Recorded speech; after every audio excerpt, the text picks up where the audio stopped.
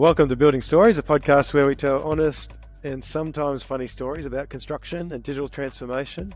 I'm well and truly outnumbered today by New Zealanders. So we've got Ricky from Deep Space team and Jonathan and Benny from the Preformance team. Do you want to just give yourself a quick intro, Jonathan, and go from there? Thanks, Luke. Jonathan joined Preformance from the beginning. Previously came from the technology sector, so I spent decades being like a developer and then running really big operational service teams, understanding that complex kind of human requirements, and then saw the light and joined construction, or maybe saw the dark, entered the darkness, whatever way you want to frame it. We'll come back to that. Yeah, that's interesting. How about you, Benny? You always been on the dark side? Yeah, so originally from the dark side, I do design work for 2-3 years. Then I realized that at that time, it was Southbase Construction got the BIM slot or BIM opportunity for me to explore different things. And I was studying quantity surveyor at Polytech at that time. So it makes sense from a designer coming to a construction site to understand how the building actually built together. And then a couple of years later on with Southbase Construction, I went to UK to do my master's degree in operation and digital assets information management. Then I understand a bit more the full cycle, how the operation work. And that's where we have a Preformance now. So Preformance is a company that spun off from Southbase Construction, and we provide different service in different stages. So maybe, mate, that's probably a good place to start. Like, we see a lot of builders that are outsourcing it, but you've obviously kind of taken it, taken another direction. Why would you build Preformance within the building organization, or as a separate entity? Like, walk us through that process. Yeah, so I guess that's a separate entity right now. So we actually do separate P&L. So Southbase Construction is a construction company. Preformance provide the BIM service as external consultants for their project and for another client as well. I guess that in the beginning, we see there was a value to get the things done twice in the digital space and one in the actual physical side. And that's the value of that we can gain in the upfront. And we want to build this expertise in-house. We want to have this expertise to pass information, pass the skill set to our construction team at that time. I think if I can add there that the construction team is conservative. They focus on building stuff within set guidelines. Health and safety is massive. They have a whole system which talks about operating inside the box. That's following the processes. We inherently look outside the box. We have to think about what digital practices and systems can do to make construction better. And so that culture is inherently different, and that has kind of allowed us to be, I think it's part of the reason for spinning out, because we couldn't be what we needed to be if we were still inside the mothership, so to speak. Yeah. That makes sense. Mate, come back to you, Jonathan, for a second. So you mentioned you come from a dev background. You worked with a large organization, build large teams, and then, so what, maybe just tell us a bit more though. Why would someone who's had a reasonably successful career, right, make that switch and then come across the construction? Because not often do you see that. I'm reminded, like, you look at the research about where meaningful change comes from in any sector, and it doesn't come from established incumbents. So people who know that sector inside and out, that don't there's no. I think the last one was American Express creating the credit card or something like that. It was like it's back in the 70s. So all the big changes have come from people outside of industries, which is what I kind of hold on to when I think about why I moved, because I think I kind of regularly get reminded that I don't know much about construction, and I've have been a beginner for the last couple of years. But I guess I was that's probably a lot of people in construction don't know much about construction. It's gone on, at least not alone. This is being recorded. So no, it's a good point, right? Unbiased lens. So when you have come from a really established industry, IT obviously, as we know, like fast paced, things are moving pretty quickly. You're more or less working in a controlled environment, right? the risk profile is very different. So what have you noticed? Like, what have you learned when you came across the construction? I think the big one for me was there's a speed of change kind of inherently built into IT and technology. You think about the first personal computers, back in the 80s, 70s, 80s, maybe. The construction's been around since the pyramids. So, and some in our business say it hasn't changed much since those days when they built the pyramids. And so there is a kind of a different kind of change mentality. And I think, technology is often looking at, the risks are there, like cybersecurity is a massive risk for anything around technology. But they are not, life and death pretty limited. There's not much in the IT, other than maybe physical infrastructure that will kill you, but there is certainly in construction. So you can see why that's different. And you I guess you kind of see why it's one of the slowest industries in the world to adopt technology, because it is kind of focused elsewhere. It is focused on health and safety and control of risk into construction. So yeah, I think very, very different dynamics. Yeah.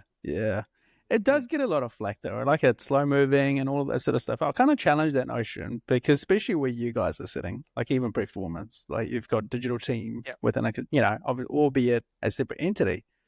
It's quite leading edge in some sense, right? We talked about BIM, VDC, digital engineering coming in. It's not like we've been short on tools or technology necessarily. So again, maybe leaning on you here, Jonathan, from your pre-experience in the IT industry, like, what are you noticing? Like, what's the hold up? We often speak to a lot of people. Like, how do you become the change agent? I would like either anyone's look in their phones in their pocket and see if they're running Windows CE on their phones. Like, technology is great. It's adoption, which is actually what moves the needle. And I think that's the thing I think about. And what we think about is not as much as what technology is possible, but actually how does it make a difference? And when you look at people on site where, their English, a lot of them, English isn't their first language, simplicity, making it really easy to engage with and make their lives easier on the site is, there's huge advantages that can be made. And I do think when you talk about what we do, and we do see in terms of speed, there's a very lumpy industry. Like there are some real kind of people who want to work at the front end, and there's a massive things like a bell curve. There's maybe skewed to the back. There's a lot of people that are quite happy doing it the way they've always done it, and it takes a bit to shift them. Benny, like you and I have worked together a long time. We've come through this innovation stage of BIM. How do you see the market right now? Because there's some kind of unique challenges. How are we going to work our way through this? Yeah, definitely. I think like maybe 10 years ago, maybe less than 10 years ago, and BIM was quite new in the industry, and no one actually know about what they are in the beginning. And we see in the New Zealand market particularly, the design team is quite advanced in terms of using BIM, and contractor haven't really get into that space. But a few years later, we also see the catch up from the contractor side that they also build an in-house BIM team, or they have someone that can work for them as external BIM consultants to improve that what we call the digital capacity or capability in-house. And I quite like to see that happening because it's good for the industry. And what we see nowadays a bit more is that, especially after COVID, is that we see the teams actually focus on a bit more back to the principal stuff, back to the basic stuff, which is the programming, the cost, how you can control it. And technology actually one of the tools or one of the process to enable them and make it easier for the people who actually managing the project on site. So as John mentions, like technology is enabler, but actually we see people using more and more basic stuff. We go back to the principle of constructions, which is controlling the program better, controlling the cost better, and make the quality better using some efficiency tools like AR technologies or robotic on site. So we see those change happening, and also see more and more robotic coming to the construction project. And that's something that we see is different to 10 years ago. That's really true. I guess the thing about BIM is it kind of, unfortunately, landed in a bit of a technical silo, and the program and cost thing was always there, right? And I guess you're now kind of trying to tie that together, maybe the digital side with the how you have to run a project as a project manager, right? Correct. And we see nowadays got more and more tools available to link the 3D model with the site management tools, and then make it easier for them to visualize what's need to be built, what's need to be done from a digital versions point of view. Like we got a really good comprehensive design model. We got really good methodology, but sometimes they don't link together. And when you go on the construction site, people still print out 2D drawings in there. So that must be a way that we can change the way that people build things. And that's where the innovation come on board. And that's where we're hoping to become a enabler to make that happen.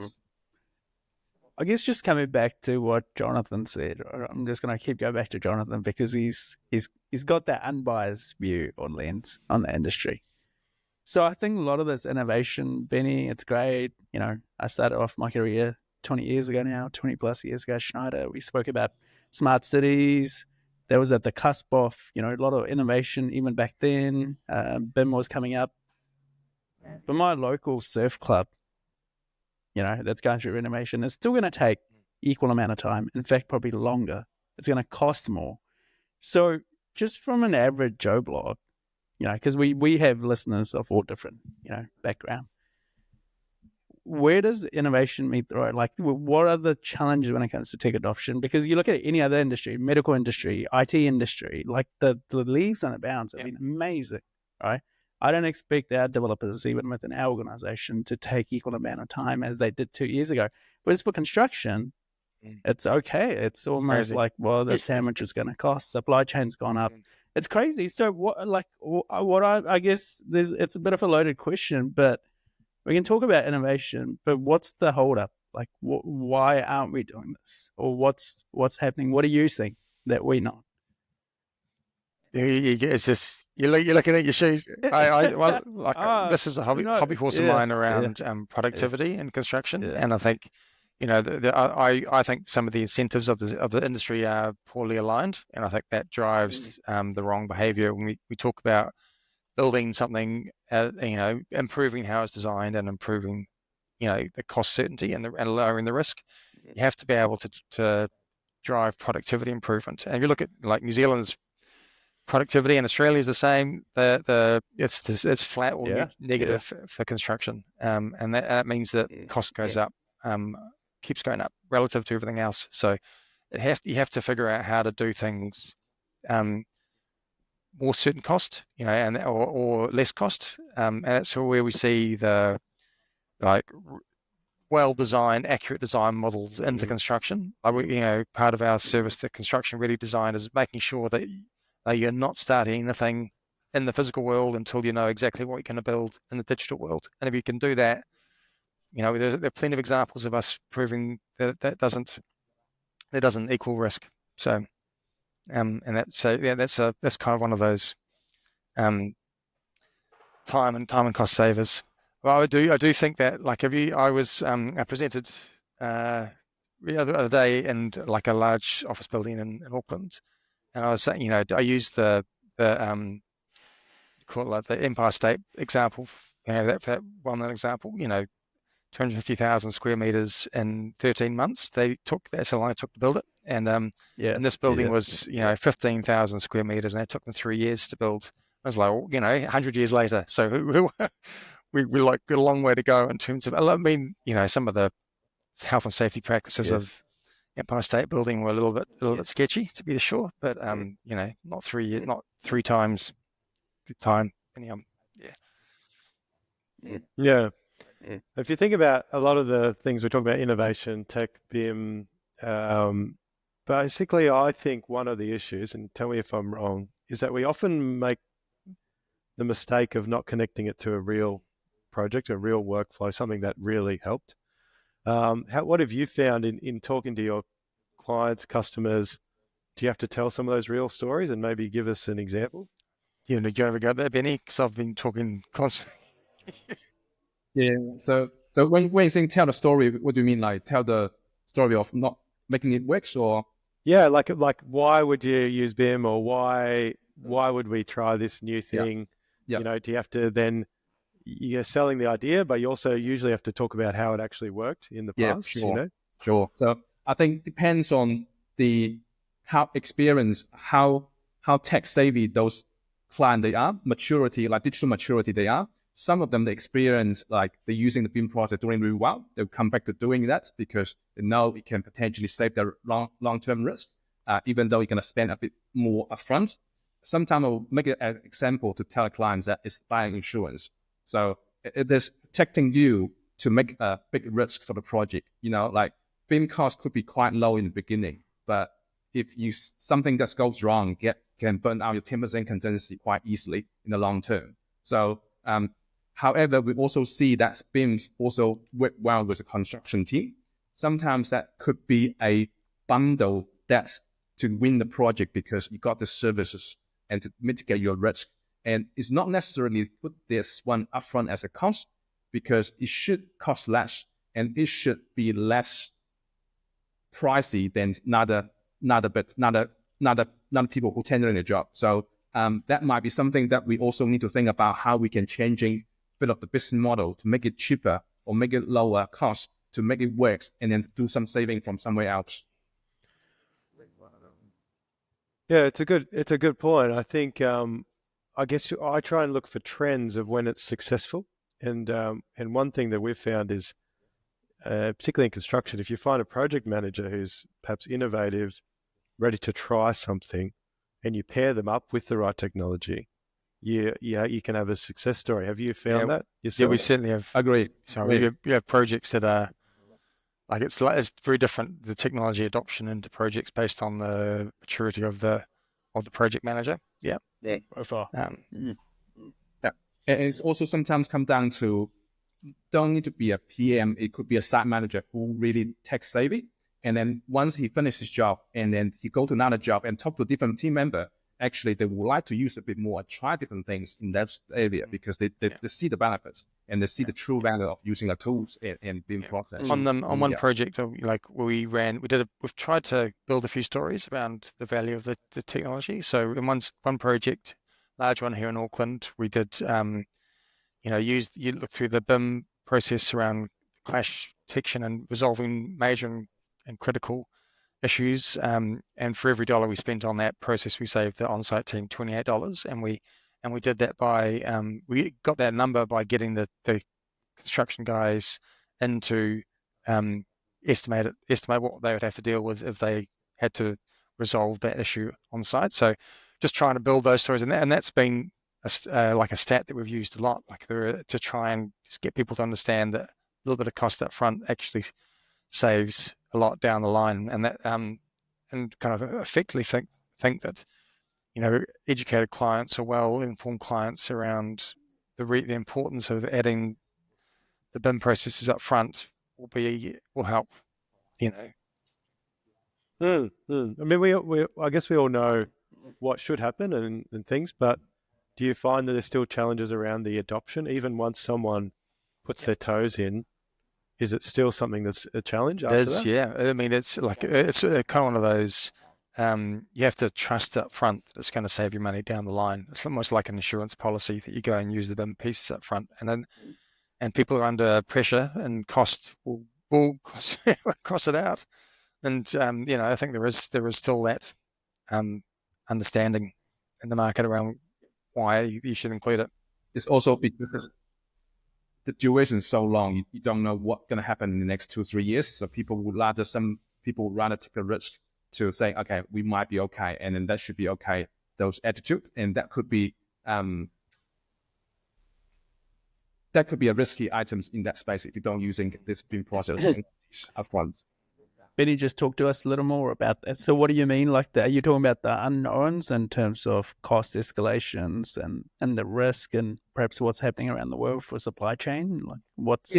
Yes, some sort of them. And also because we also see sometimes the project come to the construction teams and people have to take a lot of upfront risks to win the project because, they want to bid for really hard, go for really low for the project, but really never go back to the design. Look into the design information, how it works properly, like poor information coming from not like poor coordinations and some information not correct. It come from the designer, and that would be a risk item. But during the tender phase, we haven't really identified it, and then just try to make it work within the certain amount, short time frame and short budget. It could be quite risky. And then resolving those issues upfront could be using BIM process technology that can improve efficiency, could be a solution to resolve those risk items. But, like, again, perhaps maybe just from a little bit of outside and perspective, hasn't that sales pitch been around for ages? So, like the BIM piece, I think everyone understands, right? But how come we're not really using the learnings from one project to the other? Is that part of the issue? Or I guess maybe to answer you slightly differently, Benny, like, how are you driving that behavior with your projects and your customers? So, you're not making the same mistakes twice. Yeah, it's listen and learn and knowledge management. And unfortunately, that's not each project the same. Not each project team is the same that's they're doing for the second ones they have. Like school project, we have two exactly same school. One is down in Queenstown, one in Christchurch. Different methodology, different way. Even they come from same designer. Like Why? Well, because the size could be different, and the location could be different, and the subcontractor, the work could be different. There's no exactly same like producing a Toyota car. It could be 1,000 of them the same model, but building is different. And knowledge from one team could be quite challenging. again, like, I don't know what Jonathan has to say, but we've had like other people on the podcast, and some would counter that, right? Because you can, like, ultimately, room is a room, wall is a wall, roof is a roof. There's only so much foundation, concrete's concrete, steel. Like, nothing has changed. Yes, the site layout changes. Once we build a hospital, a data center, I guess a lot of people don't understand, like, why the same footprint or blueprint can't be used. Like, yes, the sun sets slightly in a different direction depending on where you sit, but what's changing? Yeah.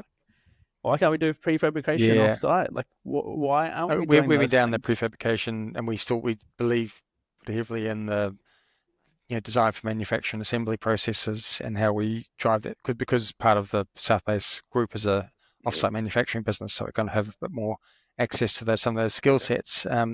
So it's a really good question, though, why standardization doesn't take off and why we can't repeat it. And I again, like, we've been through situations where we've had a repeatable building where every time the repeatable building, the clients changed what they want in it. And so you kind of never build out that ability to replicate it over and over again. So I think there is a bit of the understanding that standardized means you can change the color of the carpet, and you can maybe mess with the cladding, but you can't shift walls around. You can't change the shape of buildings. If you want to have the same kind of efficiency from it. So I think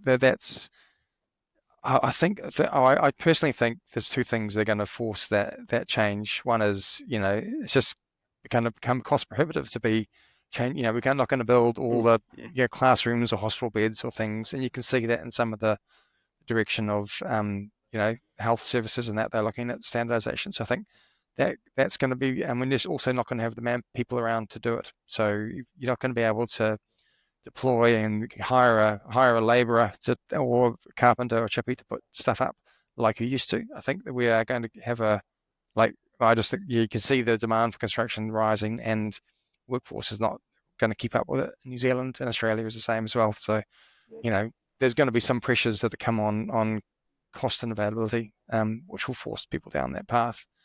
I do think what Benny talked about was really interesting in that project kind of knowledge it is very cyclical. Like, the knowledge, people know how everything goes together, and then they finish the project, close it off, and then that knowledge is all just kind of like water through sand, isn't it? Like, it's not shared through the business, like it is held out. And so I think the conversation around construction data is really, really critical. Like, if we want to change the nature of the sector, you need to place some value in the data that comes from the beginning through to the end and hold on to it in some fashion. Like, at the moment, I think the stat is like 90. I think it was something you shared, Ricky. 95% of it is lost.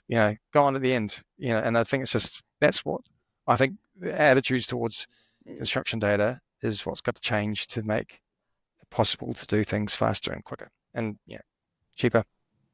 Yeah. Just going back to that BIM as a line item that gets crossed off or is starting to get crossed off. I have heard it likened to the printing industry, which for a time period, printing presses were really complicated and tricky, and you'd have an expert who'd set it up for you, and this guy was just a wizard and guru. And then over time, it just became a machine. You could just buy it. Anyone could put it. Then you got a photocopier in your office. Do you think that's how it's going with BIM? Like, is it the expertise has to shift now? Yeah. I think that's come, and with that, the AI and the current technology is not far away, because basically you run clash section, identify them to resolve them. What I'm hoping to see in the future is that when the designer doing design or computer doing design, they can do clash avoidance rather than clash detections. And then you resolve those issues in the beginning. So you don't really need the BIM manager to run coordinations and BIM meeting and the like for others. Yeah, I do see that coming. And it's not far away. Yes. Yeah, so as a business, are you guys then reimagining yourself or going, we're going to have to deliver some different kind of value then? Is that how you see it? Well, that's a good point. But the thing is that the people who we know with, or the people who we currently have the expertise from somewhere else, for example, from design background, come from Design a construction management. background, those ones are missing. Those ones something that the technology won't be able to replace straight away or at this point of time. So the issue will pick up is not just about clash detection. The issue will pick up is buildability, how the design can design more efficient, and how can we do a lot of VE item, value engineering item upfront rather than blow out the budget, because it's just so costly to buying those material from overseas. Because this looks so good, but we can change a different material to make it cheaper, make it more feasible for client to build a project.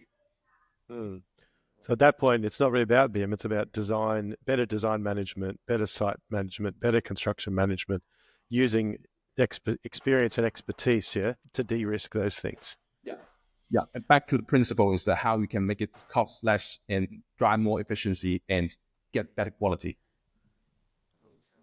Benny and Jonathan, you both can answer this separately. So how do we get more of these people in the industry? Because, again, been in and around, it's very blokey.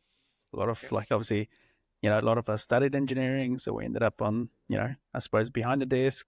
But, trades, numbers are declining. I don't know about your kids, but I don't think my kids are necessarily going to follow the engineering pathway. So, it's, you highlighted, Jonathan, there's obviously issues. We're losing knowledge. There's not too many of you who are making the switch from IT industry to construction. So how do we tackle this as a whole? Like, what do we do to uplift the standard of the industry and also more inviting, I guess?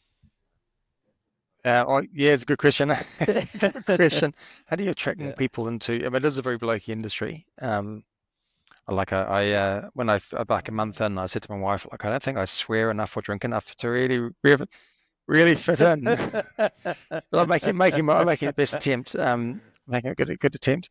Nice. I think there is an element of.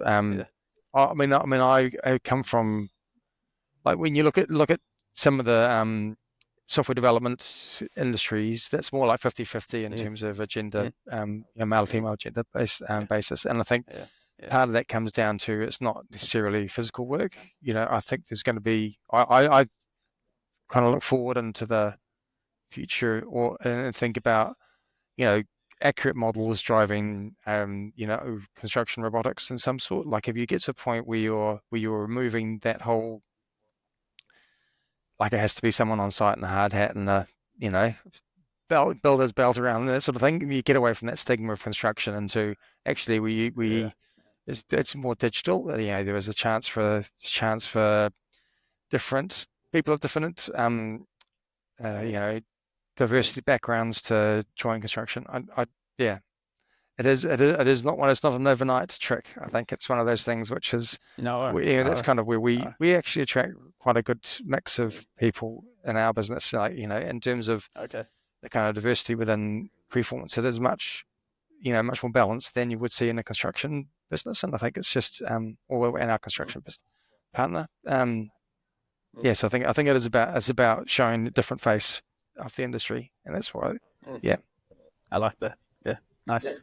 I think for me, I see more and more young kids, they're passionate about technology, willing to come to construction when they see the VR, the robotics, the different tools available in the market. It's not they think about construction, that would actually changing the mindset about, okay, we can make construction differently. And they actually be the innovator in the future That's to make the change for the business, for the industry as a whole.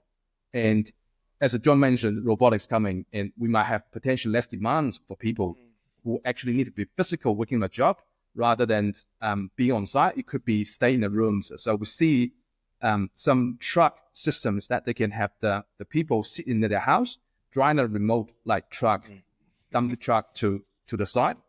And those technologies there, camera, sensors, like man's driver.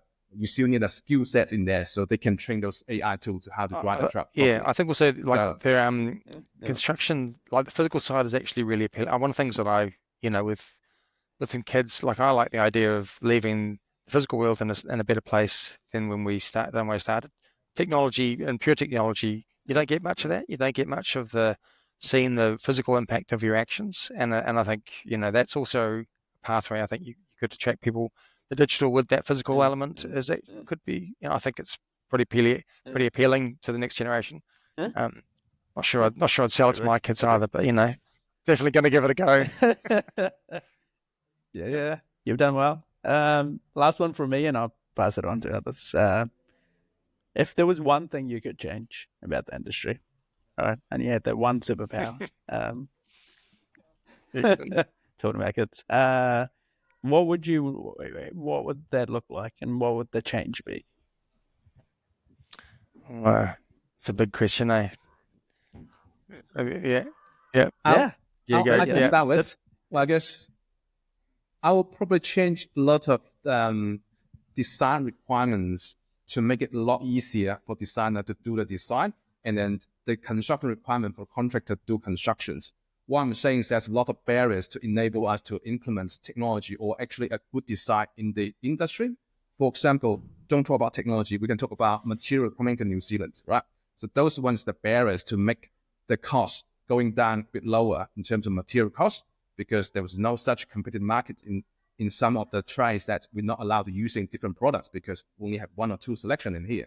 So that's probably something that I would like to change if possible. Yeah, if I had the magic wand, I would. I don't know. I think there's an element of I think more about the people element side of it. Benny's much more on the technology, but I think there is kind of circular wagons and protect your patch, which doesn't really help the industry move forward. Like a lot of people, I just think there's an element of like if collaboration was better and people could actually maybe talk about the way risk is managed, understand how to collaborate and do things better, you'd get a lot less of like people managing only to their scope. I always, I guess in my kind of history of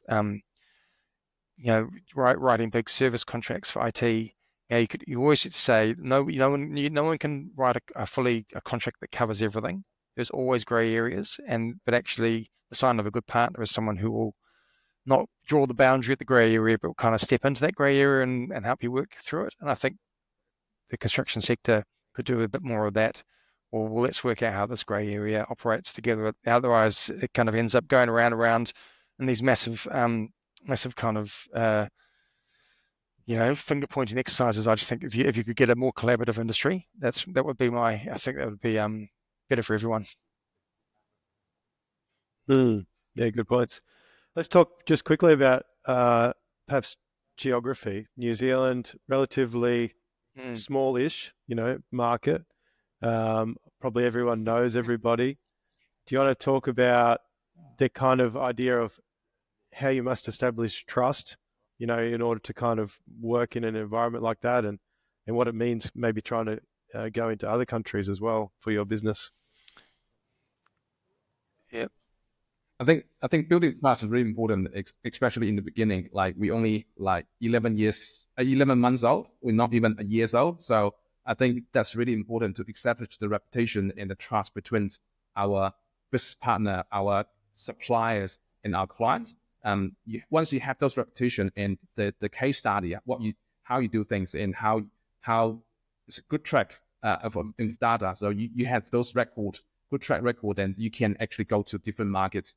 As you mentioned, Lucas, that might go to different countries and to sell the same products, or go to different regions to sell those services. Yeah, it's interesting, isn't it?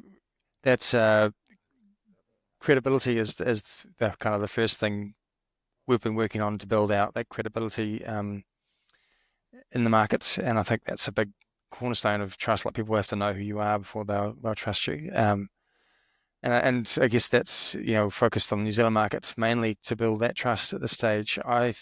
We kind of see, we had an interesting conversation today, which where someone from a North American company was just giving us some perspective on whether or not our practices and what we're doing, how that compares to the North American market, and it's very comparable. Well, it sounded like there was nothing they could point out in terms of what we were doing that was behind where some of the front runners of the market are. So I think getting that message out and taking that to Australia is certainly a big part of our future in terms of ability to bring the best of technology together for the and then the way it applies to construction outcomes. So yeah, trust. I mean, I'm a big believer in the trust equation.